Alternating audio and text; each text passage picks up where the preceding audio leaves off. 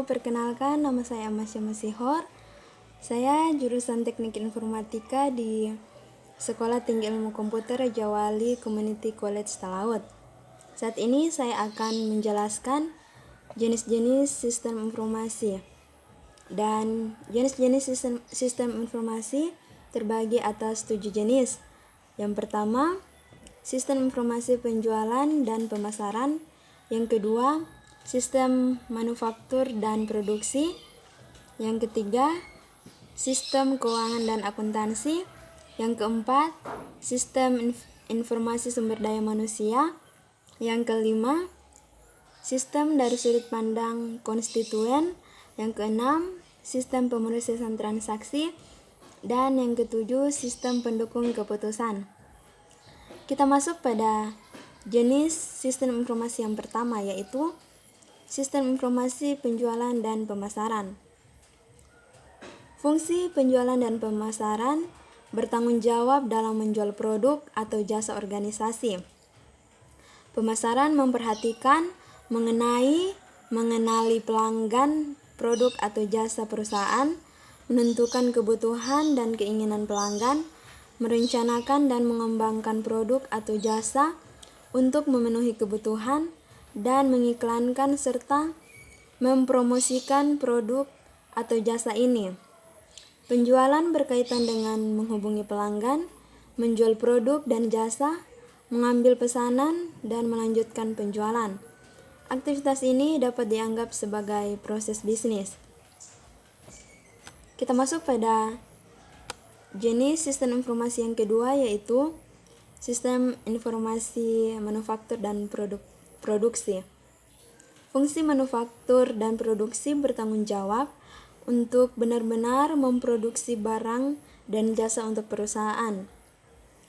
Sistem manufaktur dan produksi berhubungan dengan perencanaan, pengembangan, dan pemeliharaan fasilitas produksi, penetapan sasaran produksi, pengadaan, dan pemeliharaan fasilitas produksi, penyimpangan dan ketersediaan produksi, dan penjadwalan peralatan, fasilitas, bahan baku, dan tenaga kerja yang dibutuhkan karena untuk membentuk produk akhir.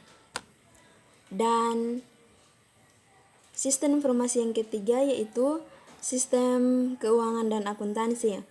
Fungsi keuangan bertanggung jawab mengelola aset keuangan perusahaan seperti uang tunai, saham, obligasi, dan investasi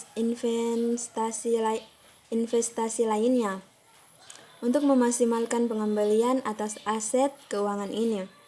Fungsi keuangan juga bertanggung jawab dalam mengelola kapitalisasi perusahaan untuk menentukan apakah perusahaan mendapatkan pengembalian terbaik atas investasinya. Fungsi keuangan harus memperoleh sejumlah informasi yang banyak dari sumber eksternal perusahaan. Sedangkan fungsi akuntansi bertanggung jawab menjaga dan mengelola catatan keuangan perusahaan, penerimaan, pembayaran, depresiasi, penggajian untuk menghitung arus dana dalam perusahaan. Bagian keuangan dan akuntansi berbagi masalah yang terkait bagaimana menjaga jejak aset keuangan dan arus dana perusahaan. Kita masuk pada jenis sistem informasi yang keempat, yaitu sistem informasi sumber daya manusia. Fungsi sumber daya manusia bertanggung jawab untuk menarik, mengembangkan, dan mempertahankan tenaga kerja perusahaan. Sistem informasi sumber daya manusia mendukung aktivitas seperti mengenali karyawan potensial, menjaga catatan lengkap, mengenai karyawan yang ada, dan menciptakan program untuk mengembangkan bakat dan keahlian karyawan. Sistem sumber daya manusia membantu manajemen senior mengenali kebutuhan sumber daya manusia untuk memenuhi rencana bisnis jangka panjang perusahaan. Manajemen tingkat menengah menggunakan sistem sumber daya manusia untuk memonitor dan menganalisis perekrutan, penempatan, dan kompensasi karyawan. Sedangkan manajemen operasional menggunakan sistem sumber daya manusia untuk melacak perekrutan dan penempatan karyawan perusahaan. Kita masuk pada jenis sistem informasi yang kelima, yaitu sistem dari sudut pandang konstituen. Di sini kita membutuhkan sudut pandang yang memeriksa sistem dalam bentuk beragam tingkatan manajemen dan jenis keputusan yang didukungnya. Setiap tingkatan memiliki kebutuhan informasi yang berbeda sesuai tanggung jawab yang berbeda, dan masing-masing dapat dilihat sebagai pilihan informasi utama. Manajer senior membutuhkan informasi ringkas yang dapat secara cepat memberi informasi mengenai kinerja keseluruhan perusahaan seperti pendapatan penjualan kotor, penjualan berdasarkan produk dan wilayah, dan profitabilitas keseluruhan. Manajer tingkat menengah membutuhkan informasi yang lebih terperinci mengenai hasil area fungsional dan departemen tertentu para perusahaan, seperti hubungan penjualan oleh tenaga penjualan, statistika produksi untuk pabrik atau lini produk tertentu, tingkat dan biaya kepegawaian, dan pendapatan penjualan untuk setiap bulan, bahkan setiap hari. Sedangkan manajer operasional membutuhkan informasi tingkat transaksi, seperti jumlah suku cadang pada persediaan setiap harinya, atau jumlah jam kerja pada hari Selasa oleh setiap karyawan. Pekerja ahli mungkin membutuhkan akses ke basis data ilmiah, eksternal atau basis data internal dengan pengetahuan organisasi. Dan jenis sistem informasi yang keenam yaitu sistem pemrosesan transaksi. Manajer operasional membutuhkan sistem yang menyimpan catatan aktivitas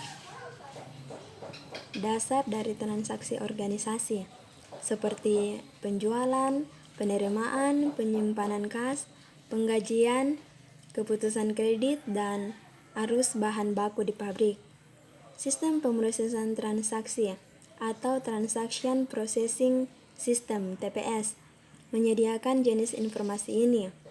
Sebuah sistem pemrosesan transaksi adalah sistem terkomputerisasi yang menjalankan dan mencatat transaksi rutin harian yang diperlukan untuk menjalankan bisnis, seperti masukan pesanan, penjualan, pesanan hotel, penggajian, pencatatan karyawan, dan pengiriman.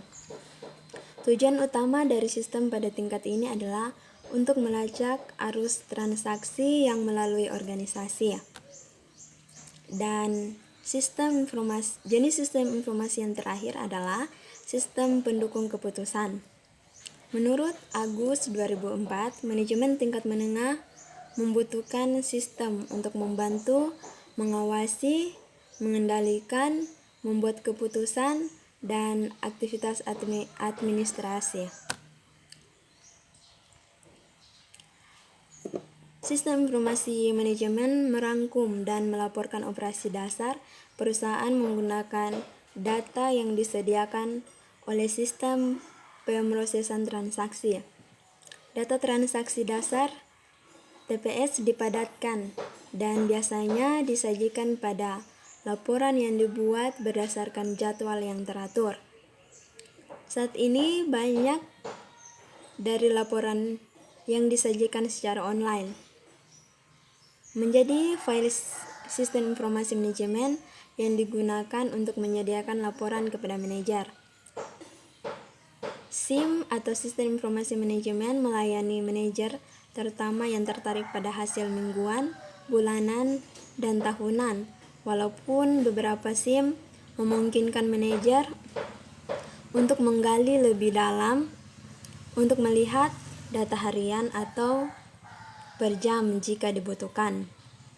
SIM umumnya memberikan jawaban atas pertanyaan rutin yang telah dikhususkan dari awal dan memiliki prosedur yang telah ditetapkan sebelumnya untuk menjawabnya. Sebagai contoh, laporan SIM mungkin mendaftar total berat selada air yang digunakan pada triwulan ini oleh rantai makanan cepat saji, atau sistem ini umumnya tidak fleksibel dan memiliki kemampuan analitis yang terbatas. Kebanyakan SIM menggunakan rutinitas sederhana seperti rangkuman perbandingan, berlawanan dengan model matematis canggih, atau teknik statistik. Ya, itulah sedikit penjelasan mengenai jenis-jenis sistem informasi. Berkiranya boleh dapat menambah ilmu pengetahuan kita semua. Terima kasih dan sampai jumpa.